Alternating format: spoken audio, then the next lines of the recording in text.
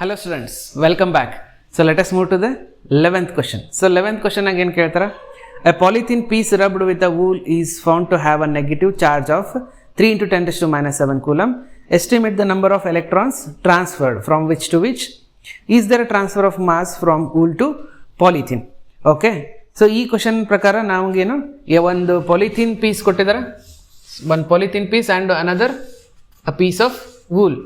So ಈ polythene ಮತ್ತು polythene and wool ಎರಡನ್ನು ರಬ್ ಮಾಡಿದ್ದಾರೆ ಅವ್ರು. ಓಕೆ, ರಬ್ ಮಾಡಿದ ಮೇಲೆ ಏನಾಗುತ್ತೆ, ಇದನ್ನು ಟೆಸ್ಟ್ ಮಾಡ್ತಾರೆ. ಇದರೊಳಗೆ ಚಾರ್ಜ್ ಎಷ್ಟಿತ್ತು, negative -3 into 10 raised to minus 7 coulomb charge ಇತ್ತು. A negative charge is found in a polythene piece. ಮತ್ತೇನು ಮಾಡ್ತಾರೆ, estimate the number of electrons transferred from which to which. Is there a transfer of mass from wool to polythene ಅಂತ ಕೇಳಿದ್ದಾರೆ. Okay, so first ಏನು ಮಾಡ್ತೀರಿ, rub ಮಾಡಿದ ಮೇಲೆ ಏನಾಯ್ತು, ಇದು ನೆಗೆಟಿವ್ ಚಾರ್ಜ್ ಆಗಿದೆ ಅಂತಂದ್ರೆ ಎಲ್ಲಿಂದ ಇಲ್ಲಿ ಎಲೆಕ್ಟ್ರಾನ್ಸ್ ಜಾಸ್ತಿ ಇದಾವೆ ಅಂತ ಅರ್ಥ. ಓಕೆ, ಸೊ ಇಲ್ಲಿ ಎಲೆಕ್ಟ್ರಾನ್ಸ್ ಜಾಸ್ತಿ ಇದಾವೆ ಅಂತಂದ್ರೆ ವೂಲಿಂದ ಎಲೆಕ್ಟ್ರಾನ್ಸ್ ಪಾಲಿಥೀನ್ಗೆ ಟ್ರಾನ್ಸ್ಫರ್ ಆಗಿದಾವೆ.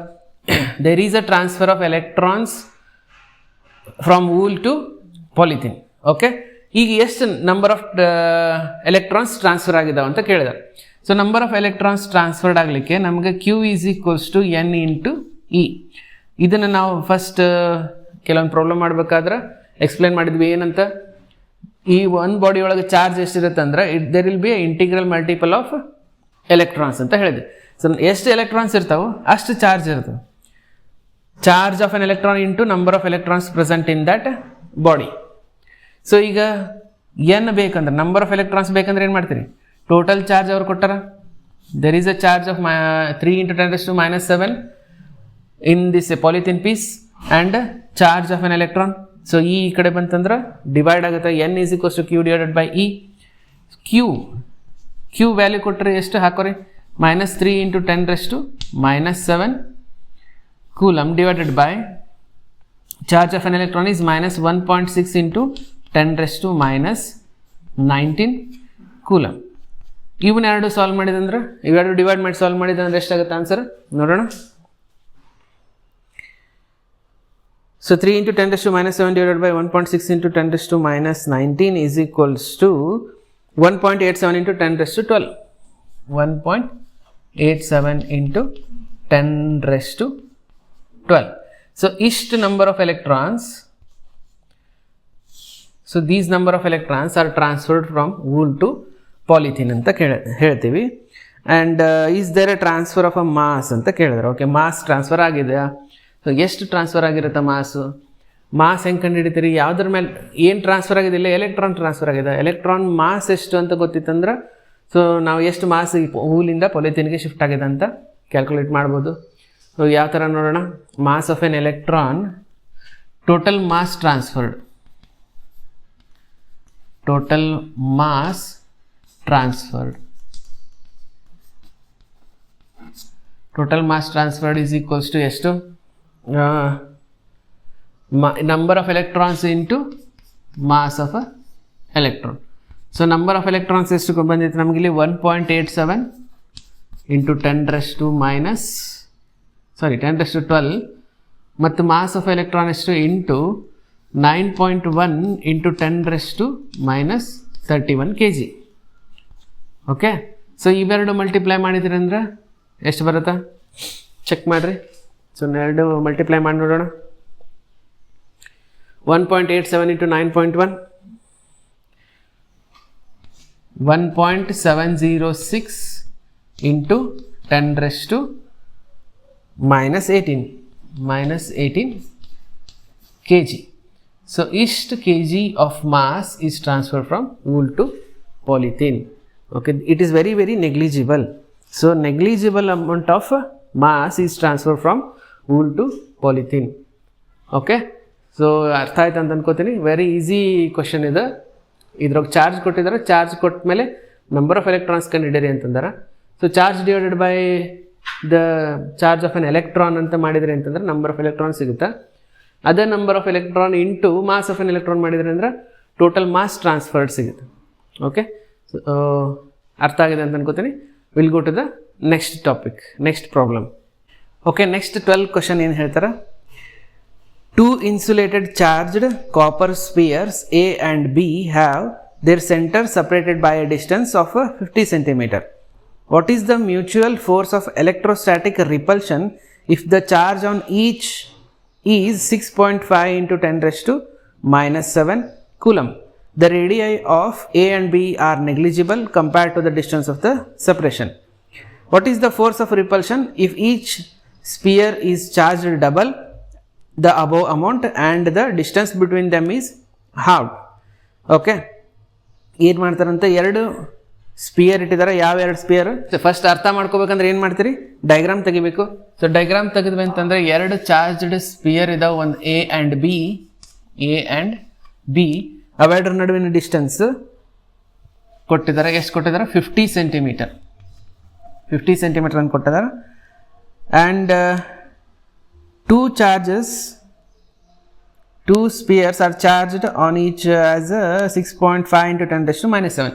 So 6.5 into 10 raised to minus 7. ಎರಡೂದ್ರೊಳಗೂ ಸೇಮ್ ಚಾರ್ಜ್ ಅದೊಂದು 6.5 into 10 raised to 7, 6.5 into 10 raised to minus 7 coulomb. Okay, ಈಗೇನು ಮಾಡ್ತಾರೆ, ಎಲೆಕ್ಟ್ರೋಸ್ಟ್ಯಾಟಿಕ್ ರಿಪಲ್ಷನ್. ಸೊ ಇವೆರಡರ ನಡುವಿನ ಎಲೆಕ್ಟ್ರೋಸ್ಟ್ಯಾಟಿಕ್ ರಿಪಲ್ಷನ್ ಕಂಡುಹಿಡೀರಿ ಅಂತಾರೆ.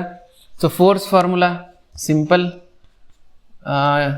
ಪ್ರಾಬ್ಲಮ್ ಇದೆ. ಇದು equation first F is equals to K into Q1 Q2 divided by R square. K is 9 into 10 raised to 9 into 10 raised to 9 into Q1 and raised to 6.5 into 10 raised to minus 7. Q2 ಅಂದ್ರೂ ಅಷ್ಟೇ. So ಅದನ್ನು ಬರ್ಕೊರಿ 6.5 into 10 raised to minus 7 divided by R square. R 50 centimetre, ಇಲ್ಲಿ 50 ಸೆಂಟಿಮೀಟರ್ನ ಮೀಟರ್ನ ಮಾಡಬೇಕು. 10 raised to minus 2 whole square. Okay, R square ಇದು coulomb ಒಳಗಿರ್ಬೇಕು, ಇದು ಮೀಟರ್ದೊಳಗಿರ್ಬೇಕು. Okay, next ಇದನ್ನು multiply ಮಾಡಿದ್ರೆ ಅಂದರೆ ಎಷ್ಟು ಬರುತ್ತೆ? So after multiplying 1.5 into 10 raised to minus 2 Newton. ಓಕೆನಾ? ಸೊ ಮಲ್ಟಿಪ್ಲಿಕೇಶನ್ ಈಸಿ ಇರ್ತಾವೆ, ನೀವು ಡೈರೆಕ್ಟಾಗಿ ಕ್ಯಾಲ್ಕುಲೇಟರ್ ಯೂಸ್ ಮಾಡ್ಕೊಂಡು ಮಾಡ್ಬೋದು. ಸೊ 9 into 6.5 into 6.5 ಮಾಡಿರಿ. ಇದ್ರದ್ದು ಪವರ್ಸ್ ಚೆಕ್ ಮಾಡಿರಿ. 9 minus 7 ಅಂದರೆ 2 ಬಂತು. 2 minus 7 ಅಂತಂದ್ರೆ minus 5 ಬರುತ್ತೆ. ಇಲ್ಲಿ -4 ಮೇಲ್ಗಡೆ ಬಂದ್ರೆ ಇದು -4 ಆಗುತ್ತೆ, ಮೇಲ್ಗಡೆ ಬಂದರೆ +4. ಆ +4 ಮತ್ತು ಇಲ್ಲಿ -1 -3 ಆಗುತ್ತೆ. Again there will be corrections. ನಾವು ಸ್ಟ್ಯಾಂಡರ್ಡ್ ಫಾರ್ಮ್ ಮಾಡ್ಕೋಬೇಕಂದ್ರೆ 1.5. ಸೊ 1 ಪ್ಲೇಸ್ ಆದಮೇಲೆ ಮಾಡಬೇಕು. ಸೊ 1.5 ಪ್ಲೇಸ್ ಇಟ್ಕೊಂಡ್ರಿ ಅಂತಂದ್ರೆ 10 raised to minus 2 ನ್ಯೂಟನ್ಸ್ ಸಿಗುತ್ತೆ. 1.5 into 10 raised to minus 2 Newton ಸಿಗುತ್ತೆ. ಓಕೆ, ಎಸ್, ನಾವು ಇಲ್ಲಿ ಮಾಡಿದಾಗ ನಮಗೆ ಇಲ್ಲಿ ಪವರ್ ಚೇಂಜ್ ಬರುತ್ತೆ. ಚೇಂಜ್ ಬಂತಂದ್ರೂ ಇಲ್ಲಿ ವ್ಯಾಲ್ಯೂಸ್ ಚೇಂಜ್ ಇರ್ತಾವೆ. ಸೊ ಇದನ್ನು 1.5 ಸ್ಟ್ಯಾಂಡರ್ಡ್ ಫಾರ್ಮ್ನ ಹೆಂಗೆ ಇಟ್ಕೋತೀರಿ? ಈಗ 0.05 ಬಂದಿತ್ತು, 0.05 ಬಂದಿತ್ತು ಅಂತ ಅನ್ಕೋರಿ. ಆವಾಗ ಏನು ಮಾಡ್ತೀರಿ, ಇದನ್ನು 1 ಡಿಜಿಟ್ ಯಾವುದೋ 1 ಡಿಜಿಟ್ ಆದಮೇಲೆ ಪಾಯಿಂಟ್ ಹಾಕ್ತೀರಿ. ಓಕೆ, ಸೊ ಫಸ್ಟ್ ಡಿಜಿಟ್ ಆದಮೇಲೆ ಪಾಯಿಂಟ್ ಬರೋ ಥರ ಮಾಡ್ಕೊಂಡ್ರೆ ಅಂದರೆ ನಿಮ್ಮ ಪವರಲ್ಲಿ ಚೇಂಜ್ ಆಗುತ್ತೆ, ವೇರಿ ಆಗುತ್ತೆ. ಓಕೆ, ಈಗ ನೆಕ್ಸ್ಟ್ ಪಾರ್ಟ್ನಾಗ ಏನು ಕೇಳಾರ ಅವರು, ನೆಕ್ಸ್ಟ್ ಪಾರ್ಟ್ ಒಳಗೆ ಎರಡರದ್ದು ಚಾರ್ಜನ್ನ ಡಬಲ್ ಮಾಡಿದಾರೆ ಅಂತ. ಡಬಲ್ ಮಾಡಿದ್ವಿ ಅಂತಂದ್ರೆ ಏನು, ಇಂಟು 2 ಮಾಡಬೇಕು. ಸೊ ಇಂಟು 2 ಮಾಡಿದ ಮೇಲೆ ಮತ್ತೇನು ಮಾಡ್ಯಾರ, distance is halved, charge is doubled. ಚಾರ್ಜ್ನ ಡಬಲ್ ಮಾಡಿದ್ದಾರೆ. Distance between them is halved. Okay, so charge ಏನಿತ್ತು 6.5 into 10 raised to minus 7 ಇತ್ತು, ಅದನ್ನು ಡಬಲ್ ಮಾಡಿದ್ರಿ ಅಂತಂದ್ರೆ ಅದರ ನಡುವಿನ ಫೋರ್ಸ್ ಕಂಡಿದ್ದೀರಿ ಈಗ. ಸೊ ಇದು ಡಬಲ್ ಆಗ್ಯದ, ಇದನ್ನು ಹಾಫ್ ಮಾಡಿವಿ ಅಂತ ಎರಡೂ ಸೇಮ್ ಬರುತ್ತೆ ಅಂತ ಅನ್ಕೋಬೇಡ್ರಿ. ಸೊ ಕ್ಯಾಲ್ಕುಲೇಷನ್ ಮಾಡಿ ನೋಡ್ರಿ. So KQ1 Q2 divided by R square. ಹೊಸ Q charge is doubled 2 into 6.5 into 10 raised to minus 7. ಮತ್ತು ಇನ್ನೊಂದು ಸರಿ ಮಾಡ್ತೀರಿ, 2 into 6.5 into 10 raised to minus 7, ಅದನ್ನು ನಾನು ಸ್ಕ್ವೇರ್ ಅಂತಲೂ ಬರ್ಕೋಬೋದು.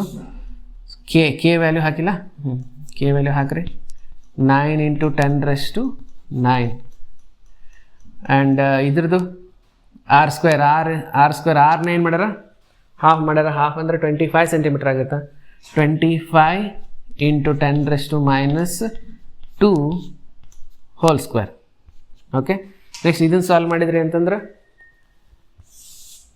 ಇದು first condition, this is second condition. Charge is double and distance is half. So ಇದನ್ನು ಕ್ಯಾಲ್ಕುಲೇಟ್ ಮಾಡಿ ಆನ್ಸರ್ ಎಷ್ಟು ಬರುತ್ತಾ? 0.243 ನ್ಯೂಟನ್. 0.243 ನ್ಯೂಟನ್. ಓಕೆ, ಸೊ ಇಲ್ಲಿ ಫಸ್ಟ್ ಬಂದಿತ್ತು 1.5 ಇಂಟು 10⁻² ನ್ಯೂಟನ್. ಬೇಕಾದ್ರೆ ಇದನ್ನು ನಾವು ಸ್ಟ್ಯಾಂಡರ್ಡ್ ಇದ್ರಾಗ ಬರ್ಕೊಳ್ಳೋಂಥ 2.43 ಇಂಟು 10⁻⁻1. ಓಕೆ, 2.43 ಇಂಟು 10⁻⁻1 ನ್ಯೂಟನ್ ಮತ್ತು 1.5 ಇಂಟು 10⁻² ನ್ಯೂಟನ್. ಸೊ ಯಾವುದು ಜಾಸ್ತಿ ಇದೆ? ಸೊ ಟೋಟಲ್ ಫೋರ್ಸ್ ಇದರೊಳಗೆ ಜಾಸ್ತಿ ಇದೆ. So compare to this distance half ಮಾಡಿದ್ರಿ ಅಂತಂದ್ರೆ ನಮ್ಮದು ಚಾರ್ಜ್ ಡಬಲ್ ಮಾಡಿರ್ತೀರಿ, ಡಿಸ್ಟೆನ್ಸ್ ಹಾಫ್ ಮಾಡಿರ್ತೀರಿ ಅಂದ್ರೆ the force of repulsion is more in this condition. Okay, yes. ಮತ್ತೇನಿಲ್ಲ ಇದ್ರಾಗ. What is the force of repulsion of each sphere charge double ಆಯಿತಾ? ಅಷ್ಟೇ, ಮತ್ತೇನು ಕಂಡುಹಿಡಿಯೋದಿಲ್ಲ ಇದ್ರೊಳಗೆ. Clear? Okay, we can move to the next problem. Okay, so next question ಹೋಗೋಣ. So next question ಏನು ಕೇಳ್ತಾರೆ?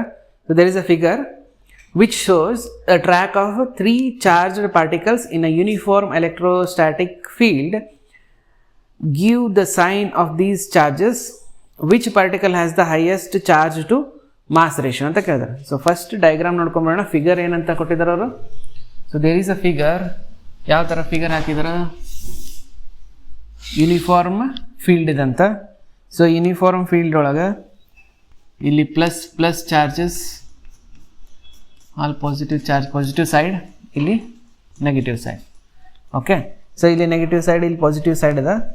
ಇಲ್ಲಿ ಏನು ಮಾಡ್ತಾರೆ? 3 ಎಲೆಕ್ಟ್ರಾನ್ಸ್ನ ಪಾಸ್ ಮಾಡ್ತಾರೆ. 3 ಎಲೆಕ್ಟ್ರಾನ್ಸ್ನ ಪಾಸ್ ಮಾಡಿ ಈ ಥರ ಡಯಾಗ್ರಾಮ್ ಕೊಟ್ಟಿದ್ದಾರೆ.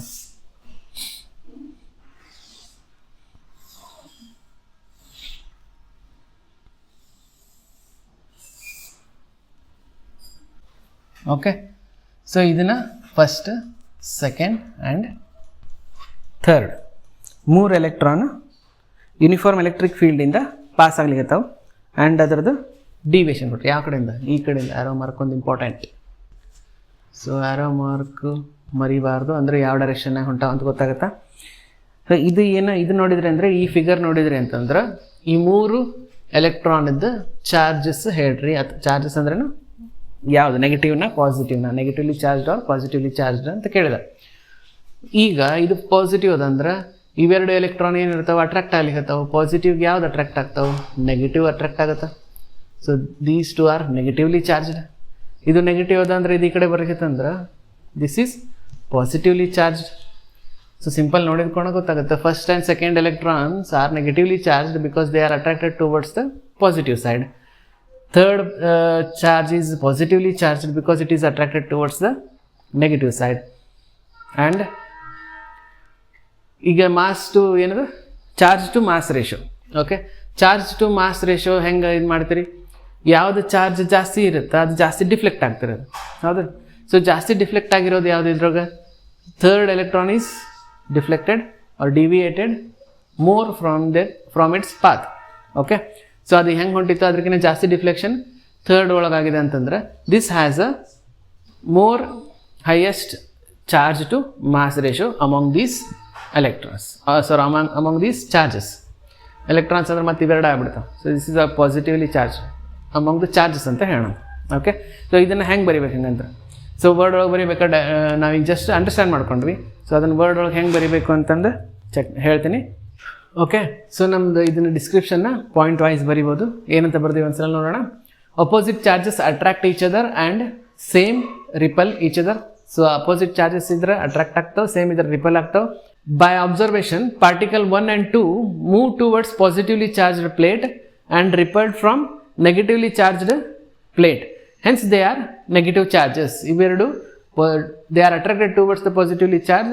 ಸೊ ಅದನ್ನು ಏನಂತ ಹೇಳ್ಬೋದು ನಾವು, ಇದನ್ನು ನೆಗೆಟಿವ್ ಚಾರ್ಜಸ್ ಅಂತ ಹೇಳ್ಬೋದು ಇವೆರಡನ್ನು. Similarly particle 3 move towards the negative plate. So this is a negative plate.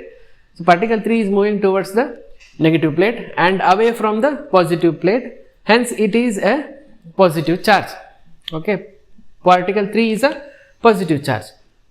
Then about the mass ratio, charge to mass ratio, the charge to mass ratio is directly proportional to the displacement or the deflection.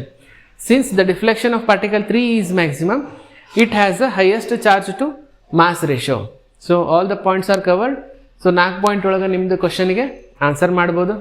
So we can move to the next question. Okay, let us see the next problem. Consider a uniform electric field E equals to 3 × 10⁻³ I cap Newton per coulomb. So that is electric field ಕೊಟ್ಟಾರ ಅವರು. And something ಇನ್ನೊಂದು ಏನೋ ಕೊಟ್ಟಾರ, ಅದು ನೋಡೋಣಂತೆ ಏನಂತ. What is the flux of this field through a square of 10 cm on a side whose plane is parallel to the YZ plane? What is the flux through the same square if the normal to its plane makes a 60° angle with the x-axis? Okay, first ಇಲ್ಲಿ ಕೆಲವೊಂದು ಹೊಸ terms ಬಂದಿದ್ದಾವೆ. ಏನಂತ, electric field ಅಂತ ಗೊತ್ತು ನಮ್ಗೆ. And what is the flux ಅಂತ ಕೇಳಾರ. Okay, flux ಬಗ್ಗೆ ತಿಳ್ಕೊಳ್ಳೋಣ ಸ್ವಲ್ಪ. ಸೊ ವಾಟ್ ಈಸ್ ಫ್ಲಕ್ಸ್ ಅಂದರೆ ಏನು? ನಮಗೆ ಎಲೆಕ್ಟ್ರಿಕ್ ಲೈನ್ಸ್ ಬಗ್ಗೆ ಗೊತ್ತು, ಫೀಲ್ಡ್ ಲೈನ್ಸ್ ಬಗ್ಗೆ. ಯೂನಿಫಾರ್ಮ್ ಎಲೆಕ್ಟ್ರಿಕ್ ಫೀಲ್ಡ್ ಲೈನ್ ಇದೆ, ಯೂನಿಫಾರ್ಮ್ ಎಲೆಕ್ಟ್ರಿಕ್ ಫೀಲ್ಡ್. ಸೊ ಈ ಯೂನಿಫಾರ್ಮ್ ಎಲೆಕ್ಟ್ರಿಕ್ ಫೀಲ್ಡ್ ಒಳಗೆ there will be field lines. ಈಗೇನು ಮಾಡ್ತೀವಿ, ಒಂದು ಸರ್ಫೇಸ್ ತಗೋತೀರಿ, ಯಾವುದೋ ಒಂದು surface which is any shape. Okay, it can be in any shape. Okay, so ನಮ್ದು ಅಂಡರ್ಸ್ಟ್ಯಾಂಡಿಂಗ್ ಏನಂತ ತಿಳ್ಕೊಳ್ಳೋಣ. ಒಂದು ಪ್ಲೇನ್ ಸರ್ಫೇಸ್ ತೊಗೊಳುತ್ತೆ, ಅಥವಾ ಒಂದು ಪ್ಲೇನ್ ಶೀಟ್ ಅಥವಾ ಒಂದು ಪ್ಲೇನ್ ಏರಿಯಾ ಏನಾದ್ರು ಕನ್ಸಿಡರ್ ಮಾಡಿರಿ. ಸೊ ಅದೇನಿರಬೇಕು, which is normal to the field line. So ಈ ನಾರ್ಮಲ್ ಟು ದ ಫೀಲ್ಡ್ ಲೈನ್ಗೆ ಒಂದು ಪ್ಲೇನ್ನ ನಾವು ಕನ್ಸಿಡರ್ ಮಾಡ್ತೀರಿ.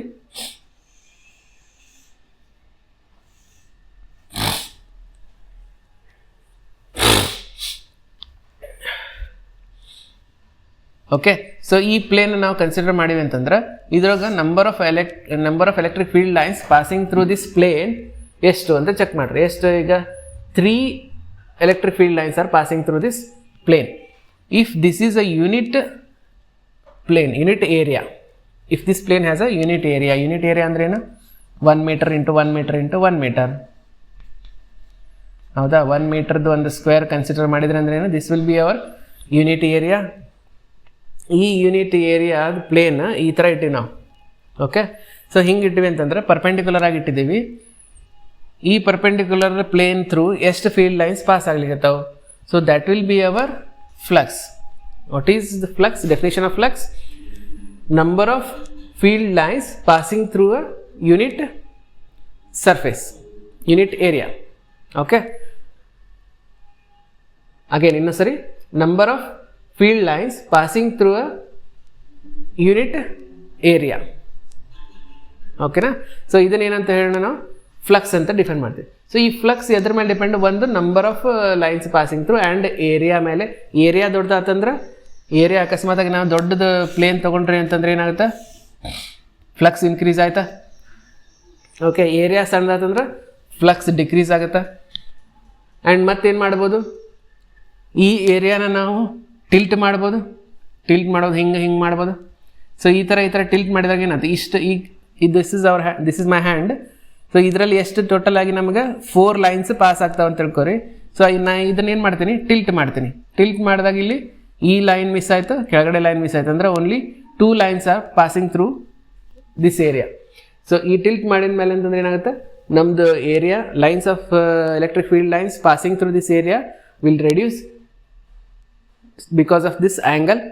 ಓಕೆ, ಸೊ ಅದಕ್ಕೆ ಏನಂತ ಅನ್ಕೊಳ್ಳೋಣ, ಏನೇನು ಕನ್ಸಿಡರಿಂಗ್ ಫ್ಯಾಕ್ಟರ್ಸ್, ಏನೇನು ಎಫೆಕ್ಟಿಂಗ್ ಫ್ಯಾಕ್ಟರ್ಸ್? ಏರಿಯಾ ಮತ್ತು ಫೀಲ್ಡ್. ನಿಮ್ಮದು ಫೀಲ್ಡ್ ಲೈನ್ಸ್ ಜಾಸ್ತಿ ಇತ್ತಂದ್ರೆ ಫ್ಲಕ್ಸ್ ಜಾಸ್ತಿ ಇರ್ತಾವೆ, ಫೀಲ್ಡ್ ಲೈನ್ಸ್ ಕಡಿಮೆ ಇತ್ತಂದ್ರೆ ಫ್ಲಕ್ಸ್ ಕಡಿಮೆ ಇರುತ್ತೆ. ಆ್ಯಂಡ್ ಏರಿಯಾ ಆ್ಯಂಡ್ ಆ್ಯಂಗಲ್ ನಾವು ಟಿಲ್ಟ್ ಮಾಡಿದ್ದ ಆ್ಯಂಗಲ್. So theta. ಈ ಥೀಟಾ ಯಾವುದು? Theta is the angle between the normal of the plane. Normal of the plane. This is my plane ಅಂದ್ರೆ ಈ ಡೈರೆಕ್ಷನ್ ಆಗಿರುತ್ತಲ್ಲ, ಈ ಪ್ಲೇನ್ಗೆ ಪರ್ಪೆಂಡಿಕ್ಯುಲರ್ ಡೈರೆಕ್ಷನ್ ಇರೋವಂಥದ್ದನ್ನು ನಾವು ನಾರ್ಮಲ್ ಟು ಅ ಪ್ಲೇನ್ ಅಂತ ಹೇಳ್ತೀವಿ. ಇದು ಹೆಂಗೆ, ಇದು ಟಿಲ್ಟ್ ಆದಂಗೆ ಇದು ಟಿಲ್ಟ್ ಆಗ್ತದೆ. Okay, this will always be 90 degree to our reference plane. So ಈ ಪ್ಲೇನು ಟಿಲ್ಟ್ ಆಯ್ತು ಅಂದ್ರೆ ನಮ್ದು normal to the plane also tilts. ಈಗ ಇದನ್ನು ನಾವು ಈ ಥರ ಪ್ಲೇನ್ ಮಾಡಿದ್ದೀವಿ ಅಂದ್ರೆ ನಮ್ಮ ನಾರ್ಮಲ್ ಟು ದ ಪ್ಲೇನ್ ಯಾವ್ದು ಇದು. So this will be our normal to a plane. ಈ ಆ್ಯಂಗಲ್ ಅಂತ ಹೇಳ್ತಾರೆ, ಯಾವುದು angle between normal to the plane and the field line, ಇವೆರಡರ ನಡುವಿನ ಆ್ಯಂಗಲ್ ತೀಟಾ ಅಂತ ಹೇಳ್ತೀವಿ ನಾವು. ಸೊ ಈ ತೀಟಾನ ನಮ್ಗೆ ಇಲ್ಲಿ ಮ್ಯಾಟ್ರ್ ಆಗುತ್ತೆ. ಓಕೆ, ಸೊ ನಾವು ಫಾರ್ಮುಲಾ ಬರೀಬೇಕು. ಫ್ಲಕ್ಸ್ದು ಫಾರ್ಮುಲಾ ಬರೀಬೇಕಂದ್ರೆ ಏನಂತ ಬರೀತೀರಿ, E A and cos theta. So formula for flux is equals to E A cos theta. Okay, ಅಥವಾ ನಿಮ್ಮ ಕೆಲವೊಂದ್ರೊಳಗೆ ಏನು ಕೊಟ್ಟಾರ, E delta S cos theta. This is delta phi ಅಂತ ಸ್ಮಾಲ್ ಏರಿಯಾ ಕನ್ಸಿಡರ್ ಮಾಡ್ತೀರಿ. ಸ್ಮಾಲ್ ಏರಿಯಾದೊಳಗೆ field passing through that and the angle. So next using this ನಮ್ದು ಪ್ರಾಬ್ಲಮಿಗೆ ಬರೋಣ ಅಂತ. ನಮ್ಮ ಪ್ರಾಬ್ಲಮ್ನಾಗ ಏನು ಕೊಟ್ಟಾರ, ಫೀಲ್ಡ್ ಕೊಟ್ಟಾರ. ಎಷ್ಟು field, E equals to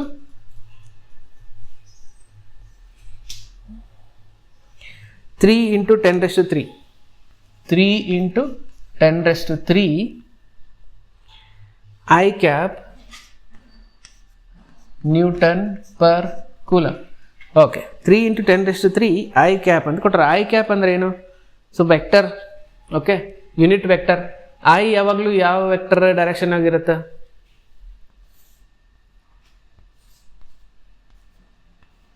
y x z.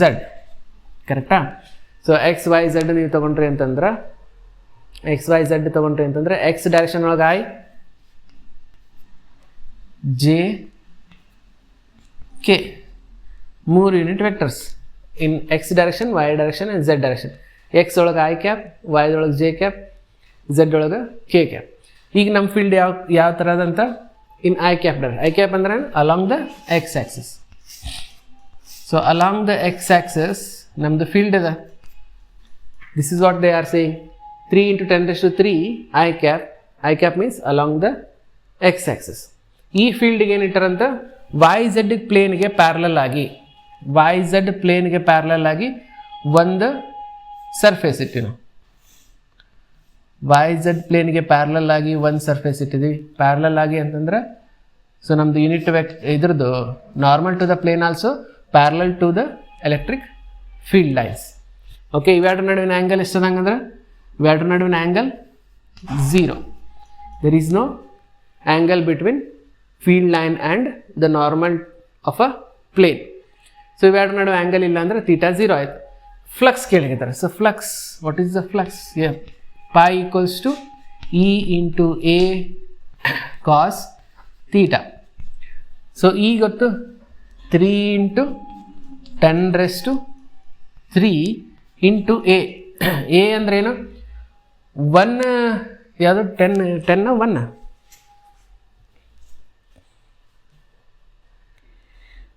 The square of 10 centimetre. Okay, 10 centimetre ಅಂತ. So this is our square. ಇಲ್ಲಿ ಎಲ್ಲ ಸೈಡು 10 ಸೆಂಟಿಮೀಟರ್ ಇದೆ. So 10 centimetre into 10 centimetre. Area of a square which is having a 10 centimetre side. 10 ಸೆಂಟಿಮೀಟರ್ನ ಮೀಟರ್ದಾಗ ಮಾಡ್ಕೊರಿ. Metre ಇದನ್ನು area ಮಾಡ್ಬೇಕಂದ್ರೆ ಏನು, ಸ್ಕ್ವೇರ್ ಮಾಡ್ತೀರಿ. That is 100 × 10⁻⁴ and 10⁻², 10⁻² metre square. Area metre ಸ್ಕ್ವೇರ್ದಾಗಿರುತ್ತೆ. Okay, A equals 10⁻² metre square. 10⁻² metre square into cos theta. Cos 0. Cos theta ಅಂದ್ರೆ ಏನು? ತೀಟಾ 0 ಅದ, ಕಾಸ್ 0 ಅಂತ ಹಾಕ್ತೀರಿ. ಸೊ ಕಾಸ್ 0 ಅಂತಂದ್ರೆ value 1. 3 into this, 3 × 10⁻³ 1. Cos 0 value 1 ಅಂದರೆ ನಮ್ಮದು answer 30. Phi equals to 30. Flux through the surface given surface is equals to 30 ಅಂತ ಹೇಳ್ತೇನೆ. ಓಕೆ, ನೆಕ್ಸ್ಟ್ ಫ್ಲಕ್ಸ್ ಇದು 30, ಇದು ಯೂನಿಟನ್ನು ಬರೀಬೇಕಲ್ಲ, newton metre square per coulomb.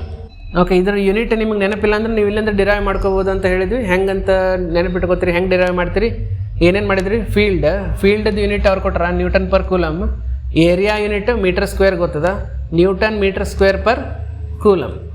Okay, so flux ಇದ್ದು unit newton metre square per coulomb ಅಂತ ಬರಿಬೇಕು. ನೆಕ್ಸ್ಟ್ ಪಾರ್ಟ್ ಏನು ಕೇಳಾರ, if it makes an angle of 60 degree with the x-axis. If it makes an angle 60 degree with the x-axis ಅಂದರೆ tilt ಮಾಡ್ತಾರೆ ಅವರು. Okay, ಇದು angle ಏನಾಗುತ್ತೆ, ಇದು 60 ಡಿಗ್ರಿ ಆಗುತ್ತೆ. ಇವೆರಡರ ನಡುವಿನ angle theta equals to 60 degree ಅಂತ ತಗೋರಿ ಅಂತಾರೆ. ಸೇಮ್ ಫಾರ್ಮುಲಾ, ಆ್ಯಂಗಲ್ ಅಷ್ಟೇ change. Phi equals to E A cos theta. E is 3 into 10 raised to 3 and A is same ಎಷ್ಟು ಬರ್ತದೆ, A 10 raised to 2 ತೊಗೊಂಡಿದ್ದಲ್ಲ, 10 raised to -2 into cos 60. So cos 60 value ಏನು, cos 60 is equals to 1/2. ಇದು same 3 into 10 raised to 1 ಅಂದರೆ 30, cos 60 ಅಂದರೆ 1/2, cancel ಮಾಡಿದರೆ 15. So phi equals to 15 newton metre square per coulomb. ಇದು ಯಾವಾಗ ಅಂತಂದ್ರೆ when area is tilted 60 degree. Okay, so 60 degree tilt ಮಾಡಿದಾಗ flux 15 metre square, 15 newton metre square per coulomb. And 0 degree ಇತ್ತಂದಾಗ 30 newton metre square per coulomb ಆಗುತ್ತೆ. Okay, so first concept understand ಮಾಡ್ಕೋಬೇಕು. ಏನಂದ್ರೆ flux ಅಂದರೆ ಏನು, field lines passing through the area. So ನಮ್ಮದು area ಕಂಡುಹಿಡಿಬೇಕು, field ಅವರೇ ಕೊಟ್ಟಾರ, ಏರಿಯಾ ಕಂಡುಹಿಡಬೇಕು ಆ್ಯಂಡ್ ಆ್ಯಂಗಲ್ ಗೊತ್ತಿರಬೇಕು. ಇವು ಮೂರು ಗೊತ್ತಿತ್ತಂದ್ರೆ ಫಾರ್ಮುಲಾದೊಳಗೆ ಸಬ್ಸ್ಟಿಟ್ಯೂಟ್ ಮಾಡ್ತೀರಿ, ಆನ್ಸರ್ ಈಸಿಯಾಗಿ ಫೈಂಡ್ ಔಟ್ ಮಾಡ್ತೀರಿ. Okay, yes, we can go to the next problem. Next question is also related to this previous question. ಏನು ಕೇಳ್ತಾರೆ ಅನ್ನೋದು, what is the net flux of a uniform electric field of this problem through a cube of side 20 centimeter oriented so that its faces are parallel to the coordinate planes ಅಂತ ಕೇಳಿದ್ದಾರೆ. Okay, so ಇದನ್ನು ಒಂದ್ಸರಿ ನೋಡ್ಕೊಳ್ಳೋಣ ಹೆಂಗಂತ. ಒಂದು cube ಅದ ಅಂತ, ಇದೇ flux, same condition, same values. ಏನು ಮಾಡ್ಯಾರ ಅವರು, ಒಂದು ಪ್ಲೇನ್ ಇಡೋ ಬದಲು ಒಂದು ಕ್ಯೂಬ್ ಇಟ್ಟಿದ್ದಾರೆ. ಕ್ಯೂಬ್ ಹೆಂಗಂದ್ರೆ ಎಲ್ಲ faces parallel to the coordinate planes ಅಂತ ಹೇಳ. Okay, so this is our cube. So ಈ ಕ್ಯೂಬ್ ಒಳಗೆ ನಮ್ದು ಟೋಟಲ್ ಫ್ಲಕ್ಸ್ ಎಷ್ಟದ ಹೇಳ್ರಿ ಅಂತ ಹೇಳಿದಾರ. ಸೊ ಟೋಟಲ್ ಫ್ಲಕ್ಸ್ ಅಂದ್ರೆ ಏನು, number of field lines passing through the plane ಅಂತ ಹೇಳಿದೆ. ಬಟ್ ಕ್ಯೂಬ್ದು ಕನ್ಸಿಡರ್ ಮಾಡ್ಬೇಕಂದ್ರೆ ಎಲ್ಲ ಪ್ಲೇನ್ ಕನ್ಸಿಡರ್ ಮಾಡ್ಬೇಕಾಗತ್ತೆ. ಸೊ ಇಲ್ಲಿ ಟಾಪ್ ಮೇಲ್ಗಡೆ ಈ ಪ್ಲೇನ್ ಹೋಗಿ ಯಾವ್ದಾದ್ರು ಫ್ಲಕ್ಸ್ ಫೀಲ್ಡ್ ಲೈನ್ಸ್ ಹೊಂಟಾನೋ ಇಲ್ಲ. ಸೊ ಈ ಕೆಳಗಡೆ ಫೇಸ್ ಒಳಗಿಲ್ಲ, ಸೈಡ್ ಫೇಸ್, ಇವೆರಡು ಮೇಲೆ ಕೆಳಗಡೆ ಫೇಸ್ ಒಳಗೆ ಯಾವುದೇ ಫೀಲ್ಡ್ ಲೈನ್ಸ್ ಪಾಸ್ ಆಗ್ತಾಯಿಲ್ಲ, ಇವೆರಡು ಸೈಡ್ ಫೇಸ್ ಒಳಗೆ ಯಾವುದು ಪಾಸ್ ಆಗ್ತಾಯಿಲ್ಲ. ಇನ್ನು ಉಳಿದಿದ್ದು ಇವೆರಡು ಫೇಸ್. ಈ ಇವೆರಡು ಫೇಸ್ ಒಳಗೆ number of lines passing through this is equals to number of lines passing through that. So ಇಲ್ಲಿ ಎಷ್ಟು ಎಂಟರ್ ಆಗ್ಲಿಕ್ಕತ್ತಾವ, ಅಲ್ಲೂ ಅಷ್ಟೇ ಎಕ್ಸಿಟ್ ಆಗ್ಲಿಕ್ಕತ್ತಾವ.